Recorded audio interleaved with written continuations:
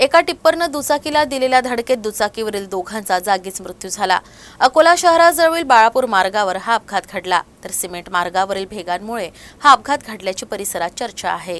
अकोला शहरासह जिल्ह्यात रस्ते अपघातात घटनांमध्ये दिवसेंदिवस मोठ्या प्रमाणात वाढ होत आहे। यातच अकोला शहराजवळील बाळापूर रोड इथल्या टाटा मोटर्स समोर भीषण अपघात घडला। टिप्परची दुचाकीला धडक होऊन गाडीवरील दोन्ही इसमांच्या अंगावरून टिप्पर गेला। या भीषण अपघातात दोघांचाही जागीच मृत्यू झालाय। श्याम महाले आणि सचिन जुणारे अशी मृतकांची नावं आहेत। या अपघाताची माहिती मिळताच जुने शहर पोलिसांनी घटनास्थळ गाठलं। त्यांनी पंचनामा करत मृतदेह जिल्हा सामान्य रुग्णालयात पाठवलाय। या अपघातानं काही वेळ वाहतूक प्रभावित झाली होती।